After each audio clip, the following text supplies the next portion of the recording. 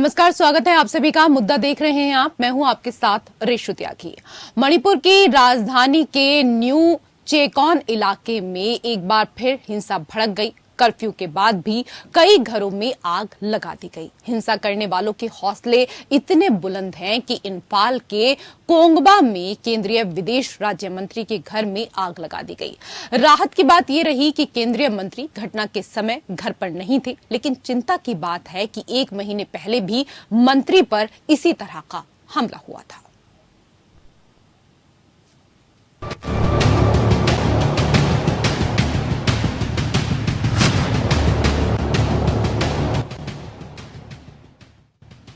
मणिपुर दहल रहा है, दहक रहा है। सीमाओं से सटे सारे घर जला दिए गए हैं। लोग पलायन कर रहे हैं। जिसे जहां जगह मिली वहां जा रहे हैं। लोग भाग रहे हैं। वो भागते भागते मारे जा रहे हैं। वो चलते चलते मौत के घाट उतारे जा रहे हैं। कानून व्यवस्था नाम की कोई चीज नहीं रह गई है। सरकार और सरकारी तंत्र की कोई सुनने को तैयार नहीं है। झगड़ा कुकी और मैतेई समुदाय का है। कुकी आदिवासी अपनी जमीन छोड़ना नहीं चाहते, इसलिए दूसरे संप्रदाय को आदिवासी दर्जा दिए जाने का इस हद तक विरोध कर रहे हैं कि पिछले 1 महीने से यहाँ सब कुछ ठप है। घर, दुकान, बाजार, ऑफिस, स्कूल, कॉलेज, सब कुछ बंद। यहाँ तक कि आम जीवन भी ठप। सांस लेने को भी कभी कर्फ्यू में ढील भी दी जाती है। तो उस वक्त हर तरफ इतनी भीड़ और इतनी गर्दी रहती है कि ना कोई काम होता है, ना कुछ मिल पाता है। लोग नौकरी पर नहीं जा पा रहे हैं। उनकी नौकरी छूटती जा रही है। खाने पीने की चीज भी नहीं मिल पा रही है। दाम आसमान पर है, फिर भी मिलना मुश्किल। आलू प्याज जैसी सब्जियां 100 रुपए किलो से ऊपर जा चुकी हैं। अचरज इस बात को लेकर है कि इतना दाम चुकाने पर भी कुछ मिलना असंभव प्रतीत हो रहा है। आपको बता दें कि मैतेई समुदाय को जनजाति का दर्जा दिए जाने के बाद पिछले 3 मई को यहाँ हिंसा भड़की थी। तब से अब तक हिंसा रुकने का नाम नहीं ले रही है। इम्फाल के न्यू चौकान इलाके में एक बार फिर से हिंसा भड़क उठी। उपद्रवियों ने कर्फ्यू के बावजूद कुछ घरों में आग लगा दी। प्रदर्शनकारी सुरक्षा बलों से भिड़ गए। आरएएफ ने स्थिति को नियंत्रित करने के लिए आंसू गैस के गोले छोड़े। वही उपद्रवियों के हौसले इतने बुलंद है कि इम्फाल के कोंगमा में केंद्रीय विदेश राज्य मंत्री आर.के. रंजन सिंह के घर में आग लगा दी गई। राहत की बात यह है कि केंद्रीय मंत्री घटना के समय घर पर नहीं थे। इस घटना में किसी के हताहत होने की जानकारी नहीं है। Sometimes some vested interested group wanted to use this religious card, but we totally against it, and there is no religious. More than many temples are also demolished. So the mob violence, mob violence, you cannot identify whether this is church or this is temple. Everything is there. Manipur के मुख्यमंत्री बीरेन सिंह कुछ नहीं कर पा रहे हैं। एक केंद्रीय मंत्री के पहले सरकारी आवास को जला दिया गया। गुरुवार को उनका निजी आवास भी फूंक दिया गया। इसके बाद उन्होंने व्यथित होकर कह दिया कि यहाँ अब कानून व्यवस्था नहीं रह गई है। सरकार कुछ भी कर पाने की स्थिति में नहीं है। Bureau report, APN news. तो मणिपुर में सारा सिस्टम फेल होता नजर आ रहा है। नेताओं के घरों को आग के हवाले किया जा रहा है। लोग मर रहे हैं। कर्फ्यू होने के बाद भी स्थिति संभलती हुई नजर नहीं आ रही। हजारों लोग मणिपुर से पलायन कर चुके हैं। गृह मंत्री अमित शाह के दौरे के बाद भी यहां की स्थितियां नहीं बदली। सवाल यही, सुलगते मणिपुर में कैसे बहाल होगी फिर से शांति? आज इसी को लेकर करेंगे चर्चा। कई खास मेहमान पैनल में हमारे साथ हैं। सबसे पहले उनका परिचय आपके साथ करा देते हैं। हमारे साथ रिटायर्ड कर्नल गोपाल सिंह, रक्षा विशेषज्ञ, जुड़ चुके हैं। सर, बहुत बहुत स्वागत है आपका। हमारे साथ कांग्रेस के नेता डॉक्टर अरुणेश यादव भी जुड़ चुके हैं। आपका भी बहुत बहुत स्वागत। और हमारे साथ बीजेपी के प्रवक्ता विजय खैरा जी भी जुड़ चुके हैं। आपका भी बहुत बहुत स्वागत है विजय जी। गोपाल जी, मणिपुर में अभी जो हालात हैं उसमें लग तो जातीय संघर्ष रहा है, लेकिन उसकी आड़ में उग्रवाद सक्रिय है। आप इस पूरे मामले को किस तरीके से देखते हैं? देखिए, नमस्कार सभी को। ये स्थिति यदि मणिपुर की आप देखें, 1891 में ये ब्रिटिश के अधीन था।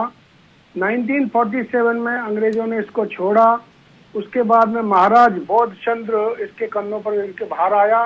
21 सितंबर 1949 को ये हमारे भारत के साथ में विलय हुआ इसका, और 15 अक्टूबर 1949 को ये हमारा साथ में हुआ। 26 यानी 1962 में केंद्र शासित राज्य बना। 19 सितंबर 1969 को इसका उपराज्यपाल यानी राज्य का दर्जा दिया गया, उपराज्यपाल नियुक्ति हुई।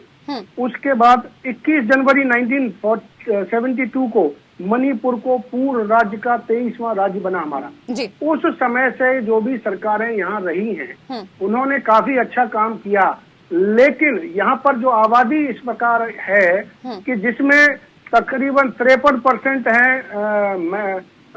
मैत्री वाले लोग, 40% कुकी और नागा, और कुछ लोग जो म्यांमार से 7,800 लोग जो म्यांमार से या और उनसे ज्यादा भी म्यांमार या इधर उधर रोगलियां उधर आकर के बचे हैं जी। उन्होंने काफी उधर माहौल थोड़ा सा खराब किया है। उसके अलावा 90% जो आबादी रह रही है वो है, मतलब इलाका यहाँ देखें तो 90% आबादी है उसमें पहाड़ों में और जंगलों में, और तकरीबन 10% की आबादी प्लेन में, जहाँ इम्फाल का उसका इलाका। कुछ दिन पहले मैं मोरंग यात्रा में गया था, वहाँ खुद फिल्म देख करके आया हूँ।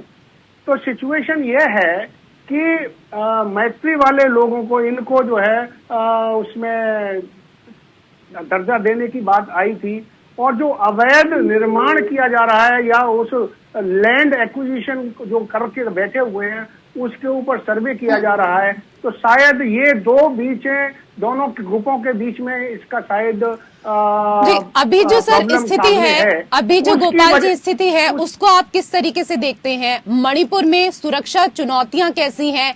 क्रॉस बॉर्डर घुसपैठ भी हो रही है। देखिए मणिपुर काफी आप जाते हैं, नागा और कुकीज और ये क्या नाम है मैती, दोनों आपस में एक दूसरे को थोड़ा सा दूसरे रूप में देते हैं। पहले भी कई यानी प्रॉब्लम्स आई थी, लेकिन उनको सुलझा लिया गया। अभी स्थिति कुछ और है।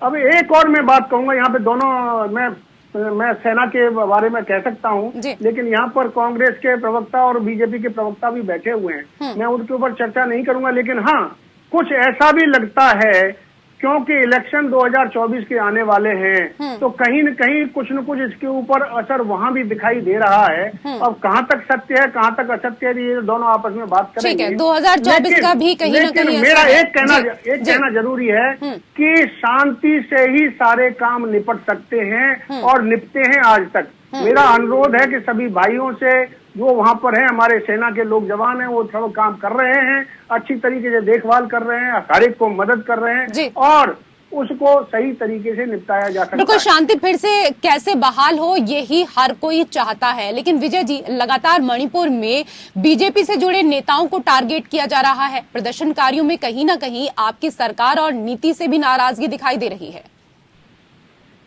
एक बार आपके शिविर में पहले भी चर्चा हुई थी जी, तब भी हमने कहा था कि मैं निवेदन करता हूँ विपक्ष से कि वो इसको राजनीतिक टूल न दें, इसको हवा न दें, बजाय बिगड़ने के माहौल इसको संभालें। बॉर्डरिंग स्टेट है, भारत की सुरक्षा का भी सवाल है इस समय, क्योंकि वहाँ पर ड्रग पेडलर्स बहुत पहले से एक्टिव है। पैडी पैदा करने के कारण फॉरेस्ट एरिया में कुकीज के पास ज्यादा एरिया है फॉरेस्ट का लार्जेस्ट, और उसी में ड्रग्स वगैरह का काम भी होता रहता है। तो इस कारण से अब ड्रग रोकने के लिए मुख्यमंत्री जी ने प्रयास किए थे।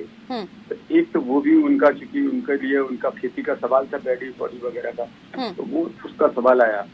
दूसरी बात क्या है, ट्राइबल की जो इन लोग मांग कर रहे थे अपने आप को शामिल होने के लिए, मैती लोग, उनकी बहुसंख्या है, 40 विधायक उनके आते हैं और 20 ऊपर से आते हैं उन लोगों के फॉरेस्ट के एरिया से, ट्राइबल एरिया से।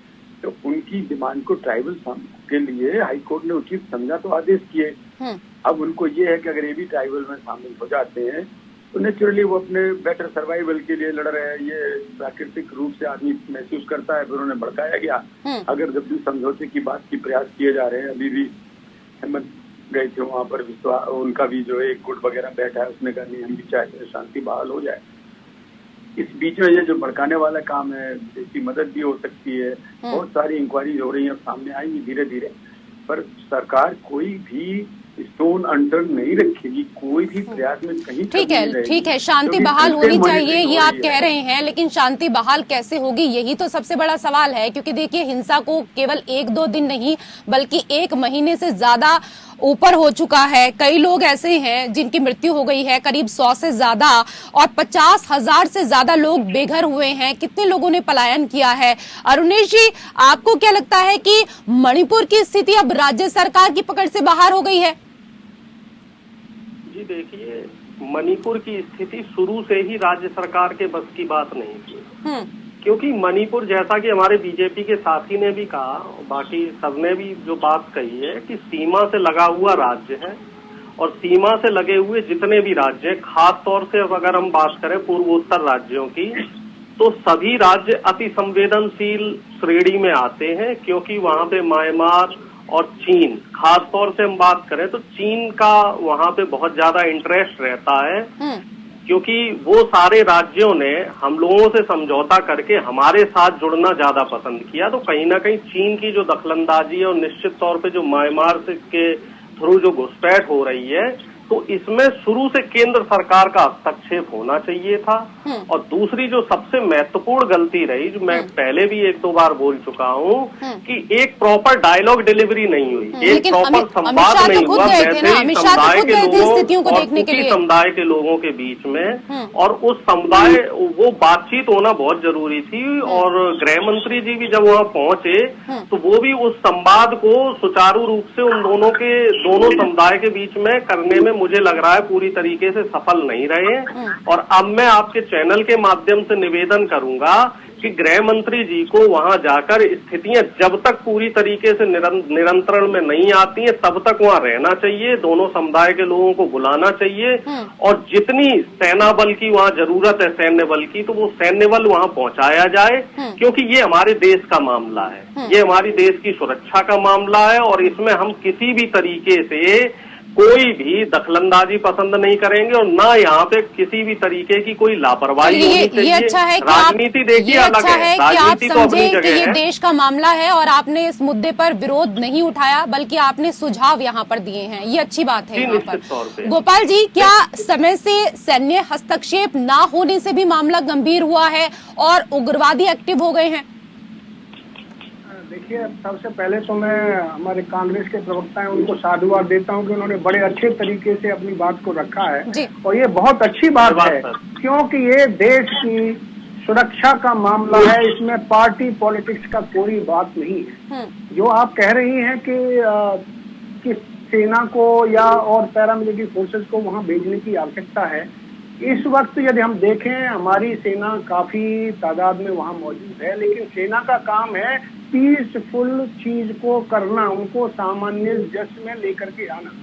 लेकिन ये दोनों चीजें होंगी पॉलिटिकल विल के द्वारा। जैसे उन्होंने कहा गृह मंत्री जी वहां रहे, तो गृह मंत्री जी शायद नहीं रह पाएंगे, लेकिन स्टेट की सरकार जो है दोनों के बीच में बिठा करके उनको, जो भी उनके लीडर्स हैं उनको करें। लेकिन दूसरी बात को भी ध्यान में रखने की जरूरत है कि इसमें वहां के लोगों को उस रूप में उग्रित करना या इसमें कहीं न कहीं दूसरे लोगों का हाथ हो सकता है, और होता है, आया है अब तक। जैसे कि चीन भी देख रहा है, बहुत तमाम हमारे देश हमारे भारत के खिलाफ हैं, क्योंकि जिस प्रकार से चीजें चल रही हैं उससे काफी खिलाफत हो रही है। तो पहले भी देखो, म्यांमार से हमारे कुछ लोगों ने आकर के यानी सेना के जवानों को वीरगति प्राप्त कराई थी। उसमें जाकर के हम म्यांमार के अंदर जाकर के हमारी मेरी यानी 21 SF ने पैराशूट रेजिमेंट में जाकर के वहां पे ध्वस्त करके आए थे। तो ये बात नहीं है, हमारा काम शांति बनाए रखने में पूरा योगदान सरकार को देना है जब हमें बुलाया जाता है।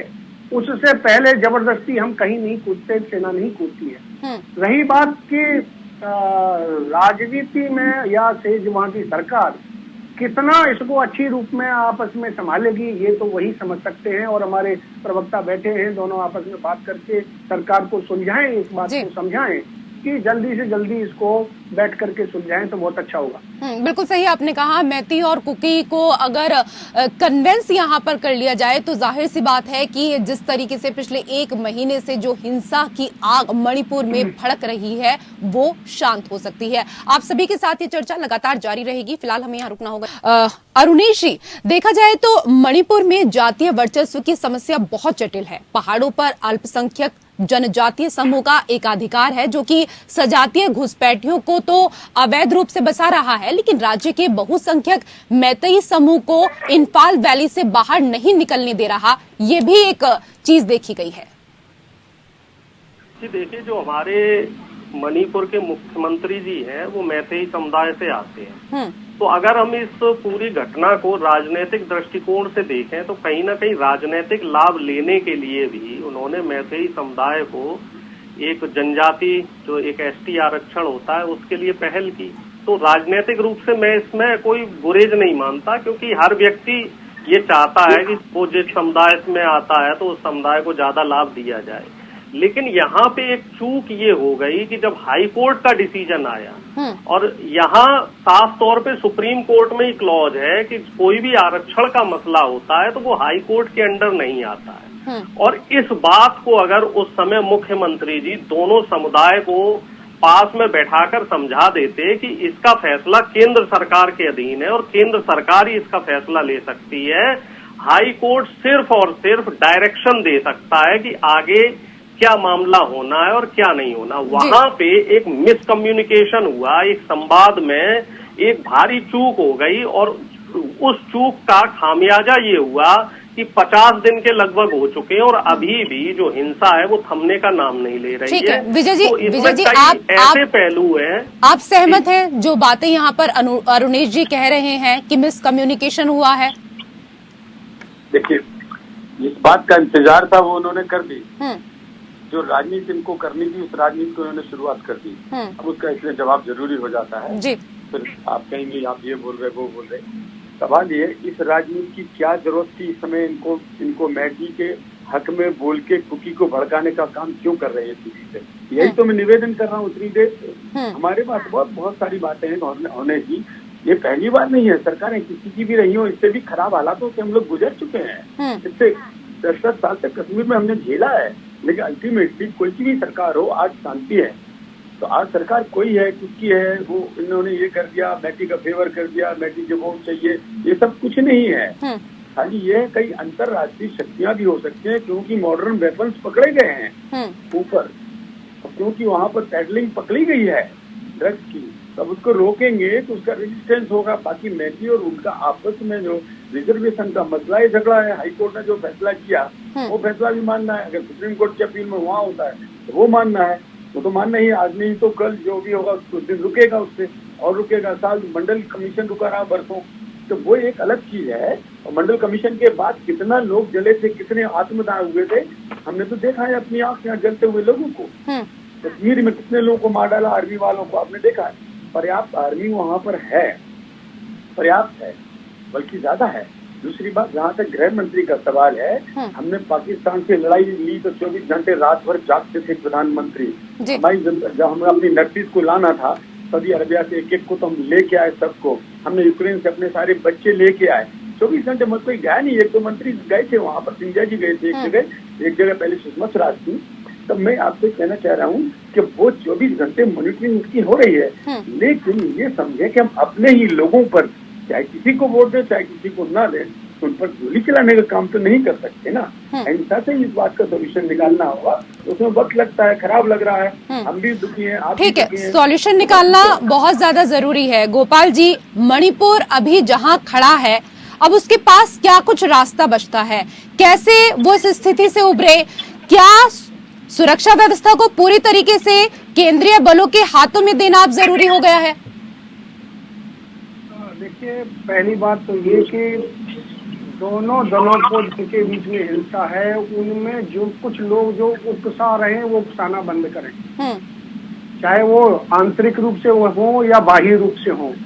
और जो बाह्य वाले हैं उनको सरकार देखे कि ये कौन है और उनके ऊपर किस प्रकार से अंकुश लगाया जा सकता है, वो सेंट्रल गवर्नमेंट की जिम्मेदारी है।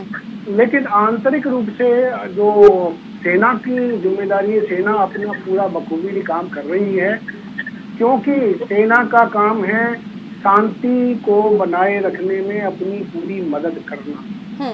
लेकिन आप देखेंगे कि यहाँ पर कुछ ऐसे तत्व हैं जिनके पास में फॉरेन हथियार हैं, बड़े बड़े हथियार हैं, उनका इस्तेमाल उन्होंने किया है। वो हथियार आए तो आए कहाँ से, कौन ने, किसने दिलाया? इसका मतलब ये प्रयोग नहीं, संयोग नहीं है, प्रयोग है। और हमारा एक फौजी होने के नाते, एक्स फौजी होने के नाते हमारा कर्तव्य बनता है कि हमारी सेनाएं अपने संयम में रहते हुए इस समस्या को समाधान करने तक पहुंचाने में कोशिश करें।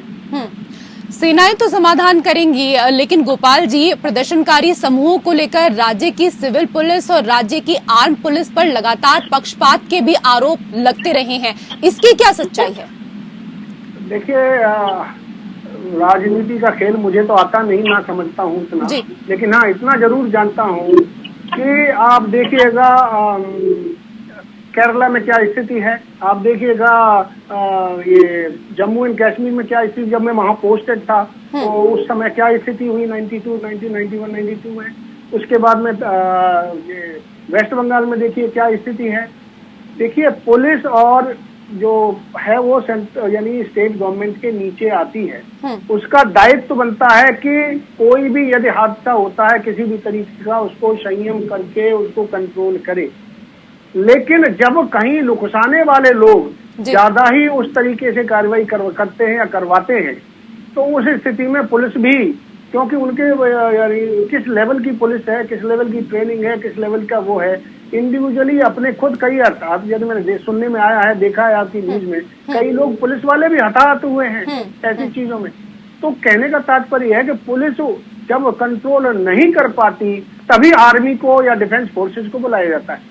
तो उस स्थिति में डिफेंस फोर्सेज अपना काम कर रही है। पुलिस जैसे आप कह रही है कि बायस्ड हो सकती है, ये कहना तो उचित नहीं है, लेकिन कहीं न कहीं इतना जरूर है कि यदि उनके सामने जो हथियार इस्तेमाल किए जा रहे हैं वो शायद उस काबिल पुलिस नहीं है कि उन हथियारों को झेल सके।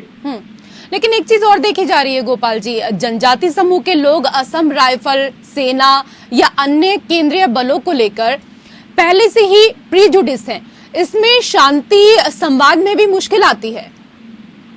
देखिए, नागा रेजिमेंट हमारी है, नागा हमारे साथ में है, असम रेजिमेंट है, असम रेजिमेंट हमारे साथ में है, कुकीज हमारे साथ में है, उसके अलावा मैत्री वाले भी फौज के अंदर हैं। तो ये जो सेना में आने के बाद में वो गलत यानी सोच नहीं रखते, उनको राष्ट्रवाद, देश प्रेम की भावना, अपने मणिपुर की भावना उनके अंदर होती है।